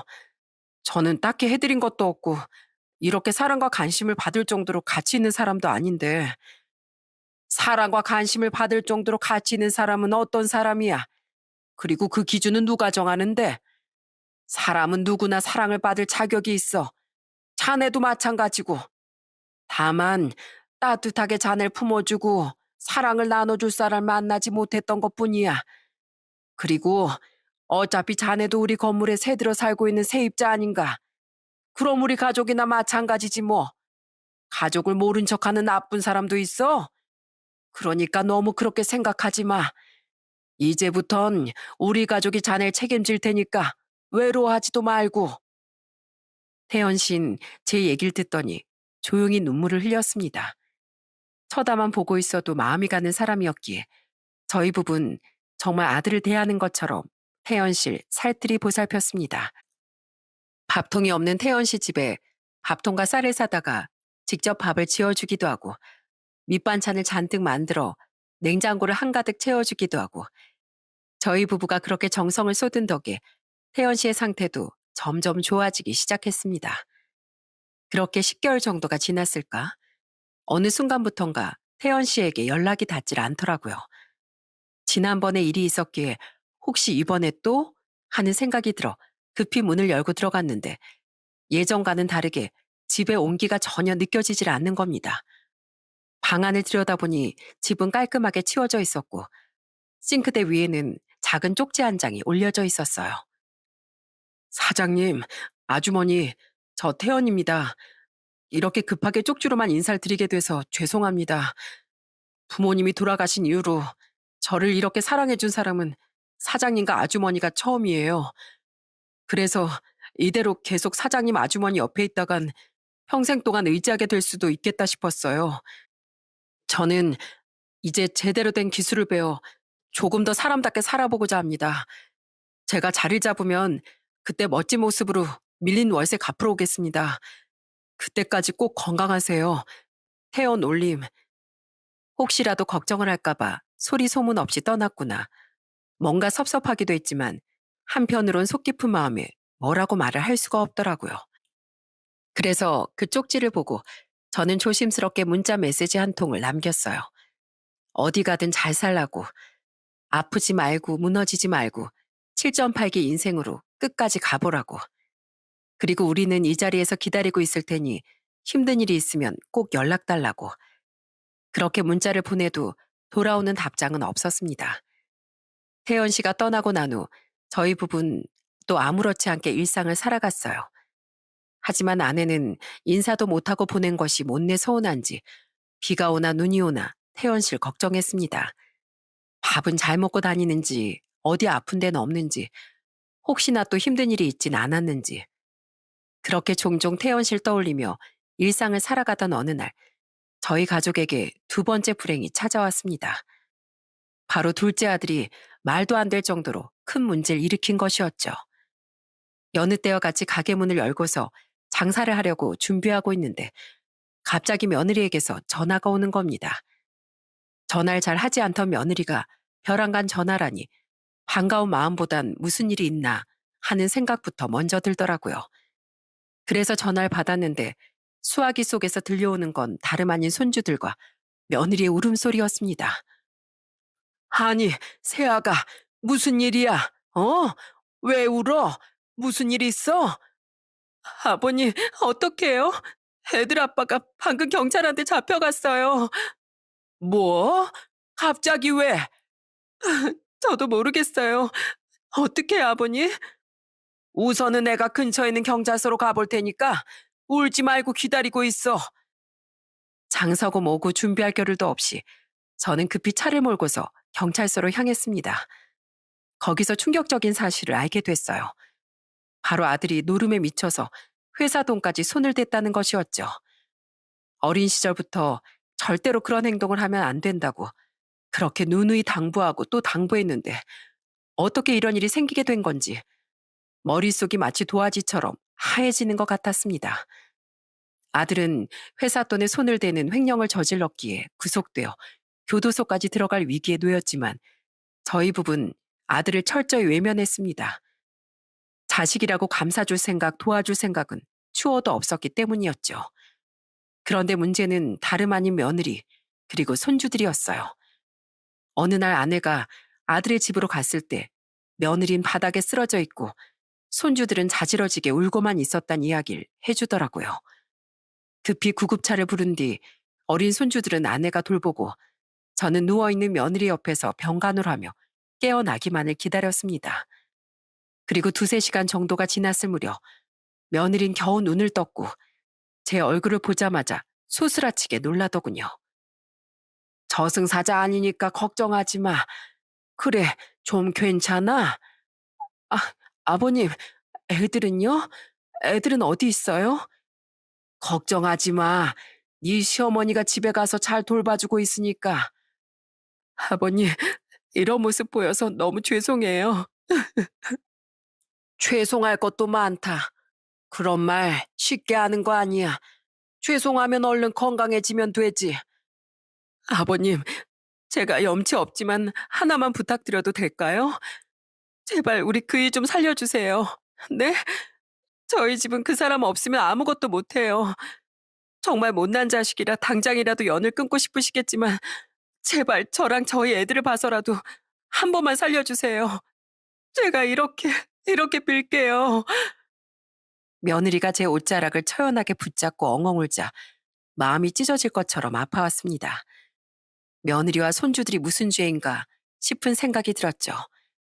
저는 곧 죽어도 아들을 도와주지 않으려 했지만 며느리와 손주들이 눈에 밟혀 결국 도움을 주기로 마음을 먹었어요. 합의금을 물어주기 위해서 전 40년을 일해 세운 건물을 팔게 됐습니다. 건물을 팔던 날 저희 부부는 세입자들 하나하나 찾아가 건물을 팔게 됐다며 그동안 저희 건물에 들어와 살아줘서 너무나도 고맙다는 인사를 남겼고 세입자들은 한 명도 빠짐없이 저희 부부를 진심으로 응원해줬어요. 건물을 판 돈으로 아들의 회사에다가 합의금을 물려주고 난 뒤 아들은 8개월 정도의 형을 마치고 일찍 출소를 할 수 있었습니다. 둘째가 교도소를 나와 집으로 온 그날 저는 단호한 표정으로 아들을 향해 이렇게 말했어요. 너 좋아서 도와준 거 아니고 저 피덩이 같은 내 손주들이랑 내 며느리 살리려고 도와준 거니까 착각하지 마라. 한 번은 실수일 수 있지만 두 번째부턴 실수가 아니라는 거 잘 알지? 너 하나 때문에 집안 꼴이 어떻게 됐는진 너도 잘 봤을 테니까 정신 차리고 살아라. 한 번만 더 노름에 손대고 횡령이고 뭐고 그따위 말도 안 되는 짓 하면 그땐 가족으로서의 연도 끝이야, 끝. 이건 내가 하는 마지막 경고니까 제대로 마음속에 새겨야 할 거다. 정말 죄송해요. 이렇게 못난 모습 보여드려서. 아들은 출소한 이후 노름에 손을 대지 않고 물류센터고 대리운전이고 밤낮 없이 열심히 일하며 살았습니다. 아마 그 안에서 느낀 게 많았던 모양이에요. 저의 마지막 경고가 뼈에 사무치게 와닿은 듯 오직 가족만 생각하면서 성실하게 살았습니다. 그렇게 우여곡절 끝 별탈 없이 15년이란 시간이 흘렀습니다. 정신을 차려보니 어느덧 저도 70대 나이가 되어 있더라고요. 점점 머리에 소복히 눈이 내려앉던 어느 날이었습니다. 유난히 추웠던 날이었고 눈발까지 날려 손님이 그렇게 많지 않던 날 늦은 시간에 한 손님이 모자와 마스크를 낀 채 가게 안으로 들어왔어요. 사장님, 짜장면 한 그릇만 주세요. 예, 앉으세요. 여느 때와 다름없이 짜장면 한 그릇을 요리해 손님이 있는 테이블로 향했는데 저는 그 손님의 얼굴을 보고서 정말 깜짝 놀라지 않을 수 없었습니다. 태연 씨, 태연 씨 맞죠? 맞아요, 사장님. 저 김태연입니다. 그동안 잘 지내셨어요? 아이고, 이게 무슨 일이야. 여보, 얼른 나와봐. 태연 씨, 태연 씨가 왔어. 그 손님의 정체는 바로 태연 씨였습니다. 맞아요. 저희 부부의 걱정을 한 몸에 샀던, 저와 비슷해서 더욱 마음이 갔던 그 태연 씨 말입니다. 아내는 태연 씨가 왔다는 말에 주방에서 후다닥 뛰어나와 얼굴을 확인했고 곧바로 태연 씨를 품에 꼭 끌어안으며 눈물을 흘렸습니다. 우리가 그동안 얼마나 걱정하면서 살았는지 알아? 전화번호도 바꿔버리고 말이야. 죄송합니다. 제가 너무 늦게 찾아왔죠? 아니야, 아니야. 늦게 찾아오긴 무슨. 배고플 텐데 앉아서 밥부터 먹어. 사장님, 저 소주 한 병만 주문할게요. 사장님이랑 처음으로 술 한잔 하고 싶은데. 술? 아, 좋지. 마침 마감 시간 전이라 더 이상 올 손님도 없을 것 같고. 오랜만에 태연 씨 만났는데 내가 소주 한 잔 같이 못 마셔주겠어? 그렇게 전 태연 씨와 마주 앉아 주거니 받거니 하며 소주잔을 기울였습니다. 앳된 청년이었던 태연 씨는 어느덧 40의 나이에 접어들었고 착실하게 살면서 이제는 결혼할 사람까지 생기게 됐다고 하더군요. 그 말을 듣고 정말 진심으로 기뻐했습니다.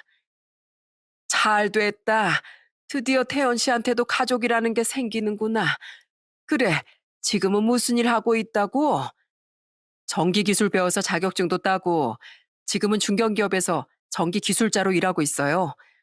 처음에는 밑바닥부터 시작했는데 확실히 경력을 쌓으니까 인정을 받더라고요.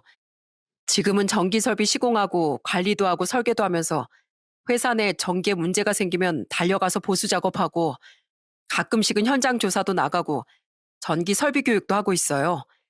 기술자 되기까지 진짜 너무 힘들었는데 사장님이랑 아주머니 생각하니까 정신이 확 차려지던 거 있죠? 전 살면서 단 한순간도 두 분을 잊은 적이 없어요. 진심으로요. 그래, 잘했어. 이렇게 성실하게 살다가 찾아와 주니 이것만큼 기쁜 일이 없구나. 대견하다, 대견해. 그렇게 2시간 정도가 지나고 가게 문을 닫아야 할 무렵 태연 씨는 저희 부부에게 짜장면 값이라며 봉투 하나를 내밀었습니다. 그리고 그 봉투 안엔 무려 5천만 원이라는 어마어마한 돈이 들어있었어요. 아내와 전 그 돈을 확인하고서 두말할 것 없이 봉투를 닫고 태연 씨에게 돈을 돌려줬습니다. 우리가 이걸 어떻게 받아? 우린 이 돈 못 받아. 그러니까 도로 들고 가. 보증금 500만 원짜리 건물에 100만 원만 받고 살게 해주신가? 제 목숨 구해주신가? 저한테 매번 찾아오셔서 반찬해 주시고 밥해 주신가? 제가 새 인생을 살 수 있도록 해 주신가? 그 값의 절반도 안 되는 돈이긴 하지만 그래도 꼭 받아주셨으면 좋겠어요. 두 분 아니었으면 어쩌면 전 이 세상 사람이 아닐 수도 있었을 거예요. 두 분 덕분에 저는 목숨도 구하고 이렇게 건강하고 바르게 잘 살게 된 거니까 받아주세요. 그 돈 안 받으시면 저 그대로 잠수 타버릴 겁니다. 뭐? 그러니까 마음 편히 받아주세요. 아, 그리고 내일 저 결혼할 사람 데리고 밥 먹으러 올게요. 제 부모님 같은 존재라고 말해놨거든요. 제가 먼저 와서 인사드려야 할 것 같아서 온 거예요. 그럼 가보겠습니다. 태연 씨가 떠나고 난 후 저희 부부는 돈 봉투를 내려다보며 하염없이 눈물만 흘렸습니다. 건강하게 살아서 찾아와 준 것만으로도 너무 고마운데 이걸 진짜 받아도 될지 모르겠더라고요. 결국 저희 부부는 그 돈을 조용히 옷장 가장 깊은 구석에 넣어둔 뒤 아내와 약속했어요. 꼭 이 돈을 쓰지 말고 나중에 태연 씨가 어려워지는 순간이 오거든 그때 내어주자고 말이죠. 그리고 다음날 태연 씨는 정말 예쁘고 참한 아가씨 한 명을 데리고 가게를 다시 찾아왔어요. 안녕하세요. 처음 뵙겠습니다. 저는 김지선이라고 합니다. 오빠한테 얘기 많이 들었어요. 오빠 인생 구해주신 분들이시라고. 술만 마시면 두 분 얘기밖에 안 해서 어떤 분들이신지 너무 뵙고 싶었어요. 아이고, 태연 씨가 우리 얘기를 많이 했나 보네. 어서 앉아요. 맛있는 거 해줄게. 그렇게 태연 씨와 태연 씨의 예비 신부, 그리고 저희 두 사람이서 마주 앉아 밥을 먹으며 이런저런 얘기를 나누는데 갑자기 태연 씨가 제 손을 잡고서 이런 얘기를 하더군요. 저 염치 없지만 부탁드리고 싶은 게 있습니다. 어? 뭔데? 실례가 안 된다면 결혼식 때 두 분을 혼주석에 모시고 싶어요. 사실 두 분은 제 생명을 구해주셨고 제가 두 번째 인생을 살게 해주신 분들이시잖아요. 그래서 속으로 제 부모님과 다름없는 분들이라고 생각하고 살아왔습니다. 저를 여기까지 오게 해주신 두 분만 허락하신다면 앞으로는 정말 부모님처럼 오시면서 살고 싶어요. 아유, 그게 뭐 그렇게 어려운 일이라고. 우리가 앉아줄 테니까 걱정하지 마. 아유, 참. 이게 뭐라고 이렇게 눈물이 나누. 태연 씨는 제 대답을 듣자마자 눈물을 흘리며 감사하다는 말을 연신 내뱉었습니다. 저는 눈물을 흘리는 태연 씨를 품에 꼭 끌어안고서 한참 동안 등을 두드려줬어요. 그렇게 태연 씨라는 호칭은 자연스럽게 태연이가 됐고 어두운 모습으로 원룸을 찾았던 낯선 청년은 마음으로 낳은 자식이 됐습니다. 3개월 뒤 태연인 결혼식을 올렸고 저희는 약속했던 것처럼 혼주석에 앉았어요. 태연이의 처가집 식구들도 태연이의 그 모든 상황을 이해해주고 보듬어 주시는 아주 좋은 분들이셨어요. 결혼식을 하게 되면 양가 부모님들께 인사드리는 시간이 있잖아요. 그 시간이 왔을 때 태연이는 몸도 제대로 가누지 못할 정도로 펑펑 눈물을 흘렸습니다. 그동안 고생해 왔다는 걸 알고 있었기에 저는 말없이 태연이의 등을 쓸어내리며 달래줬어요. 그날 이후 태연이는 자식을 낳고 어엿한 한 집안의 가장이 됐습니다. 그리고 명절이 오면 아기와 아내를 데리고서 저희 집에 꼭 들러 인사를 하고 갔어요. 게다가 자식들보다도 연락을 더 많이 해준답니다. 물론 태연이 아내도 마찬가지였어요. 저와 아내가 기력이 없어 보이는 것 같다며 맛집을 알고 있다며 닭백숙을 먹으러 가자고 따뜻하게 몸보신하러 가자는 얘기를 하고 그런 얘기가 나오면 저와 아내는 언제든지 오브 콜스를 외치고 있답니다. 그리고 둘째 아들 막내딸과도 종종 집에 오면 인사를 하면서 좋은 관계를 유지하고 있어요. 만물은 극에 달하면 반드시 반전한다는 명언이 있습니다. 누가 상상이나 했을까요? 누구보다 비루했던 제가 사랑하는 사람을 만나 가정을 이루고 가족이 없어 삶의 벼랑 끝에 있던 청년이 전기 기술자가 되어 돈을 벌고 가정을 꾸리고 안 된다고 무조건 안 된다는 법 없고 잘 된다고 쭉 잘 된다는 법은 없더라고요. 그러니 너무 힘든 순간이 찾아오더라도 절대 주저앉지 않으셨으면 좋겠다라는 마음에 이 사연을 보내게 됐습니다. 녹음이 짙어지는 계절이 왔습니다. 모든 분들의 하루에 행운만이 꼭 따르길 빕니다.